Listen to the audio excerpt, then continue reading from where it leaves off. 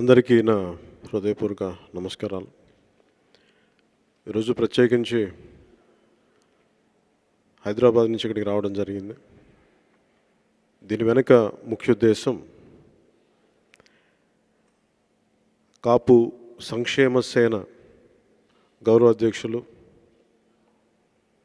ఉమ్మడి రాష్ట్ర హోంమంత్రిగా పనిచేసిన శ్రీ చేగొండి హరిరామజోగి గారు అధ్యక్షతన ఈ కాపు సంక్షేమ సేన మీటింగ్ జనసేన పార్టీ కార్యాలయంలో వచ్చి వారి డిమాండ్స్ కానీ వారి సమస్యల్ని కానీ ఇవన్నీ మాకు వివరించడం జరిగింది. హరిరామజోగి గారు మాకు ఒక విశిష్ట పార్లమెంటేరియన్గా, రాజకీయాల్లో అపారమైన అనుభవం, రాజకీయ పరిణితి, శైలి ఇవన్నీ కూడా ప్రజలకి చాలా అత్యంత మేలు చేసే ఆలోచన విధానం ఇవన్నీ మమ్మల్ని ఆకట్టుకునేవి. ఇవన్నీ ముఖ్యంగా కాపు సంక్షేమ సేన ఆవిర్భావానికి ముఖ్య కారణం 1895 నుంచి కులాల వారీగా జనాభాని లెక్కలు ప్రారంభించినప్పుడు కాపులు వెనుకబడ్డ కులాలుగా అప్పుడు గుర్తించడం జరిగింది. ఆ తర్వాత 15 సంవత్సరాలకి వారిని బీసీలుగా గుర్తించి 1935లో వారిని బీసీలుగా ప్రకటించడం జరిగింది. అక్కడి నుంచి కంటిన్యూ అవుతూనే ఉన్నారు రిజర్వేషన్. అప్పుడు స్వాతంత్రం వచ్చే వరకు. మద్రాసు రాష్ట్రం నుంచి విడిపోయినా కూడా కాపులకి వెనుకబడిన వర్గాలు గారుగానే వారిని గుర్తించి ముందుకు తీసుకెళ్ళడం జరిగింది. అని ఎందుకు మాట్లాడుతాను, ఈ నేపథ్యం మాట్లాడుకుంటే ఈ రోజున హరిరామజోగి గారు ఈ కాపు సంక్షేమ సేన గురించి ఎందుకు ఆ నేపథ్యం మాట్లాడడం ఇది అర్థమవుతుందని. కాపుల జనాభా అత్యధికంగా ఉన్న జనాభా రాష్ట్రంలోనే, ఉమ్మడి రాష్ట్రంలోనూ, ప్రస్తుత రాష్ట్రంలో కూడా, ఆంధ్రప్రదేశ్ రాష్ట్రంలో కూడా. గత చరిత్ర తీసుకుంటే బ్రిటిష్ కాలం నుంచి కూడా ఇప్పటి వరకు వారు మాకు తెలియజేసింది, కాపులను ఎప్పుడూ విభజించి పాలించి ఎంతసేపు వారిని దేహి అనుకునే పరిస్థితి తప్ప వారి సంఖ్యాబలాన్ని,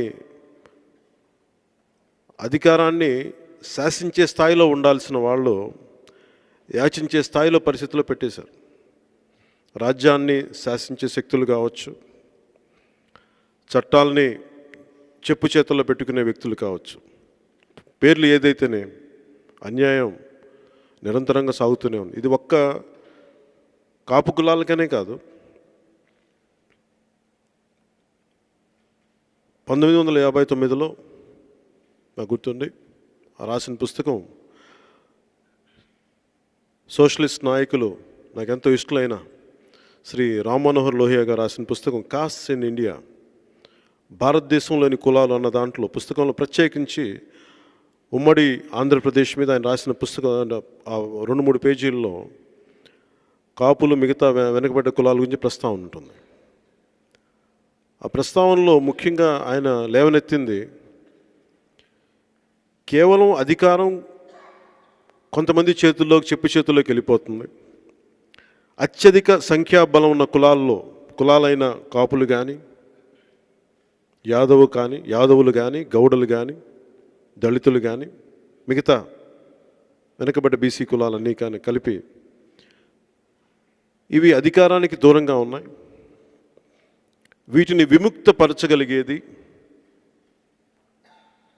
ముందుగా కాపులు కానీ పొలిటికల్ ఎంపవర్మెంట్ సాధించగలిగితే మిగతా కులాలని అన్నింటినీ ఈ రాజకీయంగా ఈ వ్యక్తుల్ని యాచించే స్థాయి నుంచి శాసించే స్థాయికి వస్తారనేది ఆయన 1959లో రామ్ మనోహర్ లోహియా గారు ఉద్ఘాటించింది.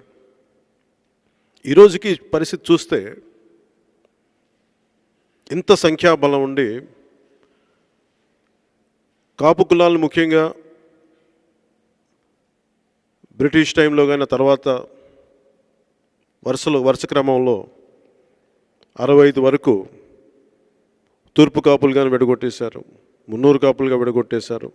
అంటే కొంతమందికి బీసీ స్టేటస్లు ఇచ్చి కొంతమందికి ఇవ్వకపోవటం. అంటే ఈ రోజున రిజర్వేషన్ అనేది ఎందుకు నడుస్తుంది అని అంటే, మన భారతదేశంలో రిజర్వేషన్ అనేది అర్థం చేసుకోవాలంటే కుల వ్యవస్థ మన దేశంలోనే ఉంది, ఇంకెక్కడ ప్రపంచంలో ఇంకెక్కడా లేదు. అత్యంత వెనుకబాటుతనం, సామాజిక వెనుకబాటుతనం, ఆర్థిక వెనుకబాటుతనం, రాజకీయంగా స్థానం లేకపోవటం. అంటే వాళ్ళకి ఏ బెనిఫిట్ కావాలో రాజకీయాల్లో స్థానం లేనప్పుడు చెప్పుకోలేని పరిస్థితి, ఎంతసేపు యాచించే పరిస్థితి. సో రకరకాలుగా బ్రిటిష్ వారి నుంచి ప్రారంభమైంది ఈ రోజు దాకా అందరినీ వీరిని ముఖ్యంగా ఈ కాపు సమూహాలని, కాపు బలిజ తెలగ వంటలి సమూహాలని ఎంతసేపు యాచించే స్థాయిలో పెట్టేశారు. ఇది ఎక్కడో ఈ పరిస్థితి మారాలి. ఇంకా సంక్షేమం కోసం కొట్టుకోవడం, ఇంకా సంక్షేమం కోసం అడగటం. ఇందాక వరుసగా హరిరామజోగి గారు మాకు ఇచ్చిన ఈ మెమరాండంలో చూస్తూ ఉంటే, కాపు నేస్తం, కాపు మహిళా నేస్తం అని చెప్పి జగన్ రెడ్డి గారు ఇచ్చింది చూస్తే, దాదాపు 40 లక్షల మంది కాపు మహిళలకు వెళ్ళాల్సిన బెనిఫిట్ కేవలం 2.5 లక్షలకే వెళ్ళింది అనేది అర్థమైంది. అలాగే తుని దుర్ఘటనలో ఆ రోజున సమాంతరంగా మిగతా జిల్లాల్లో కూడా వారికి సాలిడారిటీ ప్రకటించడం కోసం ఆ పోరాటానికి మిగతా జిల్లాల్లో కూడా పోరాటం చేస్తే వారి మీద కూడా కేసులు పెట్టారు. జగన్ రెడ్డి గారి ప్రభుత్వం తుని దుర్ఘటనలో కేసులు పెట్టిన వాళ్ళని బయటికి తీసుకొచ్చారు, కానీ వారికి సాలిడారిటీ ప్రకటించడం కోసం మిగతా జిల్లాల్లో వాళ్ళ మీద పెట్టిన కేసులు యథాతథంగానే ఉన్నాయి. అవి కూడా తీసేయాలని ఒక ప్రధానమైన డిమాండ్. అలాగే కాపు విద్యార్థులకి కొంత స్కాలర్షిప్స్ ఇచ్చే పరిస్థితిలో కూడా, ఉదాహరణకు విదేశాలు వెళ్ళే విద్యార్థులకి స్కాలర్షిప్లు 10 లక్షలు ఇవ్వాల్సింది ఉంటే కేవలం అది 5 లక్షలకి పరిమితం చేసి, అది కూడా అస్తవ్యస్తంగా ఉన్నదనేది మాకు దృష్టిలో ఇప్పుడే వాళ్ళు ఇచ్చిన మెమరాండంలో కూడా ఉంది. ఇలా 1 కాదు 2 కాదు, ఒక నిరంతరంగా చాలా వరుస ఈ పరిస్థితి చూస్తూ ఉంటే అందరూ మాట్లాడుతుంది వీటన్నిటికీ నేను వారికి ఒకటే తెలియజేశాను. నేను ఒక కులానికో, ఒక మతానికో, ఒక ప్రాంతానికో పరిమితం అయ్యే వ్యక్తిని కాదు. అది సంపూర్ణంగా అర్థం చేసుకున్నారు.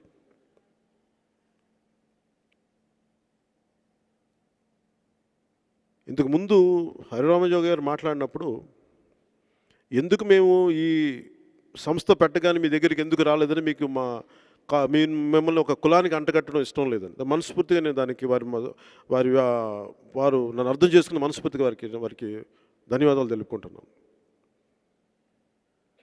నా తల్లి బలిజ కులాన్ని వెనకబడ్డ బలిజ కులానికి చెందిన వ్యక్తి అయినా, కాపు కులానికి చెందిన వ్యక్తి అయినా మా నాన్నగారు, నేను ఏ రోజు కులాన్ని దాటే చూశాను, ప్రపంచాన్ని, మానవత్వాన్ని చూశాను తప్ప కులంగా చూడలే. కానీ భారతదేశంలో పుట్టి సమాజాన్ని అర్థం చేసుకునే వ్యక్తిగా కులాల్లోని అసమానతల్ని, అలాగే నేను వచ్చిన ఈ కులాల్లో ఉండే వెనుకబాటుతనాన్ని, ఈ పేదరికాన్ని, ఈ సామాజిక వెనుకబాటుతనాన్ని, వీటిని నేను సంపూర్ణంగా అర్థం చేసుకునే వ్యక్తిని. సహజంగా ఇలా మాట్లాడడానికి చాలామంది భయపడతారు, ఎందుకంటే కూర్చోబెట్టి ఒక కులానికి అంటగట్టేస్తారు. నాకు ఆ భయం లేదు. నా మనసులో మానవత్వం ఉంది, కానీ కులం అనేది నా ఒక్క కులానికి నేను చేసుకోవాలి అన్న ఆలోచన లేనివాడిని. నేను అందరూ బాగుండాలని కోరుకునేవాడిని. దాంట్లో భాగంగానే కాపుల గురించి మాట్లాడినప్పుడు నా కులానికి అంటగట్టేస్తాను, తప్పవుద్దు అని చెప్పి అలా వెనక్కి పరిగెట్టే వ్యక్తిని కూడా కాదు. ఖచ్చితంగా ఇక్కడ సమస్య ఉంది, ఇక్కడ వెనుకబాటుతనం ఉంది, రాజకీయంగా సామాజికంగా చాలా వివక్ష ఉంది. దీన్ని ఖచ్చితంగా సరిదిద్దాల్సిన పరిస్థితి ఉంది. దాంట్లో భాగంగా మేము జనసేన పార్టీ తరఫున ఏం చేయగలం మీరు అని చెప్తే మొత్తం డిమాండ్స్ అని ఇచ్చారు. కాపు సంక్షేమం గురించి మీరు ఈ అంశాలు మీరు కొంచెం చూసి మీరు దీన్ని ముందుకు తీసుకెళ్ళాలి, ప్రభుత్వానికి తెలియజేయండి అంటే ఖచ్చితంగా నేను ప్రత్యేకంగా తెలియజేస్తాను ప్రభుత్వానికి అని చెప్పాం. అలాగే జనసేన పార్టీ తరఫు నుంచి కూడా సంపూర్ణమైన మద్దతు మీ సమస్యలకి కాపు తెగలు, కాపు కులాల్లో ఉన్న సమస్యలకి, అసమానతలకి, పేదరికానికి, వెనుకబాటుతనానికి ఖచ్చితంగా దీన్ని మేము జనసేన పార్టీ తరఫు నుంచి ముందుకు తీసుకెళ్తాం. ఇంకొకటి చాలా బలంగా తెలియజేసుకుంది కూడా, కాపులు బలోపేతం అవ్వడం అంటే బీసీలని బలహీనం చేయడం కాదనేది ప్రత్యేకించి వాళ్ళు ఉద్ఘాటించారు. దానికి జనసేన కూడా సంపూర్ణంగా నమ్ముతుంది. ఒకరు బలపడటం అంటే ఇంకొకరు బలహీనం అవ్వటం అని కాదు, వారికి రావాల్సిన హక్కుల్ని వాళ్ళు తిరిగి తెచ్చుకోవటం అనేది. ఇన్ని 7 దశాబ్దాలుగా ఇంతమంది నాయకులు ఉండి కూడా ఇంకా యాచించే స్థాయిలో ఉండటం నిజంగా చాలా బాధాకరం. ఒక ఉద్యమాన్ని నిర్మించేటప్పుడు చాలా కష్టాలు, చాలా ఇబ్బందులు ఉంటాయి. ఒక సమూహం బయటకు వచ్చినప్పుడు, ఒక పెద్ద సమూహం బయటకు వచ్చినప్పుడు దాంట్లో ఆక్రోశం ఉంటుంది, ఆవేదన ఉంటుంది. అవి ఒక్కోసారి ఆవేశం కింద మారిపోయి తుని లాంటి దుర్ఘటన జరిగే పరిస్థితులు ఉంటాయి. ఒక న్యాయ పోరాటం ప్రారంభించినప్పుడు ఆ రోజున ఆ దుర్ఘటన వల్ల తిరిగి ముందుకు తీసుకురాలేని పరిస్థితుల్లో, అటు ఇటు కాకుండా ఉన్న పరిస్థితుల్లో కాపు నాయకులుగా చాలా కాలం కాపు రిజర్వేషన్ పోరాటాన్ని ముందుకు తీసుకెళ్లిన శ్రీ ముద్రగడ పద్మనాభం గారు కూడా నేను ఈ బరువుని, ఈ బాధ్యతను తప్పుకున్నానని పక్కకి వెళ్ళిపోయినప్పుడు, ఈ రోజున సీనియర్ పార్లమెంటేరియన్గా ఉండి ఒకప్పుడు 84 ఏళ్ల వయసులో ఇవన్నీ నాకు ఎందుకు అని చెప్పి లోపల కూర్చోవచ్చు. ఆరోగ్యం బాగలేకపోయినా ఆయనకున్న అపారమైన రాజకీయ పరిజ్ఞానాన్ని, అనుభవాన్ని సమాజానికి, కాపు కులానికి అండగా నిలబడినందుకు, హరిరామజోగయ్య గారు వచ్చినందుకు, ఈ సంక్షేమాన్ని కాపుల్లో ఉన్న అన్ని పేదలందరికీ ఇది ముందుకెళ్ళాలి అనేది మనస్ఫూర్తిగా వారి అనుభవంతో దీన్ని తీసుకెళ్తున్నందుకు మనస్ఫూర్తిగా మేము ధన్యవాదాలు తెలుపుకుంటా ఉన్నాం. భవిష్యత్తులో కాపు సంక్షేమ సేనకి ఎలాంటి అవసరాలు ఉన్నా కానీ, ఎలాంటి పరిస్థితి డిమాండ్స్, న్యాయపరమైన డిమాండ్స్ ఉన్నా ఖచ్చితంగా వాటిని ముందుకు తీసుకెళ్తాం. ఖచ్చితంగా ప్రభుత్వం దృష్టికి తీసుకెళ్తాం. అలాగే యాచించే స్థాయి నుంచి శాసించే స్థాయికి వెళ్ళాలని మనస్ఫూర్తిగా నేను కోరుకుంటా ఉన్నాను. రామ్మనోహర్ లోహియా గారు చెప్పినట్టుగా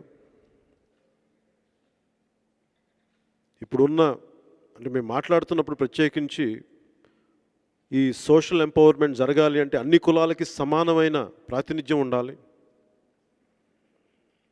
దామాషా పద్ధతులని మాట్లాడి ఎంతవరకు జరుగుద్దో, ఒక్కసారి పొలిటికల్ మార్పులు రావు, కానీ రాజకీయ మార్పులు ఒక్కసారిగా జరగవు, కానీ అంచెలంచెలుగానే జరుగుద్ది. దాంట్లో భాగంగానే వారికి నేను తెలియజేసింది కూడా, విపరీతమైన అలజడులకు లోనవ్వకుండా ఒక స్థిరంగా, ఒక క్రమ పద్ధతిలో కాపులు ఉద్యమాన్ని ముందుకు తీసుకెళ్ళగలిగితే, వీరు కనుక ఎంపవర్మెంట్ సాధించగలిగితే, పొలిటికల్ ఎంపవర్మెంట్ సాధించగలిగితే, మిమ్మల్ని చూసి వెనుకబడిన యాదవ కులాలు కానీ, గౌడ కులాలు కానీ, మిగతా అనేక వెనుకబడ్డ అన్ని కులాలు కూడా మీరు దారి వేసిన వాళ్ళు అవుతారు. ఏదైతే సామాజిక న్యాయం కోరుకుంటున్నారో అది ఈ రోజున మీరు బలమైన దారి వేసుకెళ్తే మిగతా వాళ్ళకు కూడా ఆ విముక్తి చేసిన వాళ్ళు అవుతారు. చిరకాలంగా పూలే, నారాయణ్ గురు, సాహు మహారాజ్, అంబేద్కర్ గారు కళలు మీరు నెరవేర్చిన వాళ్ళు అవుతారు. ఈ రోజున మీరు చేస్తున్నది కాపు సంక్షేమం అనేది, నేను మనస్ఫూర్తి కేవలం కాపుల కోసం మీరు చేస్తున్నారు అనుకోవట్ల, అన్ని అణగారిన వర్గాల కోసం మీరు ముందుకు తీసుకెళ్తానని మనస్ఫూర్తిగా నేను నమ్ముతున్నాను. దాంట్లో భాగంగా మా సైడ్ని, నా తరపు నుంచి, జనసేన తరపు నుంచి మీకు ఎప్పుడు అండగా ఉంటానని తెలియజేసుకున్నాను.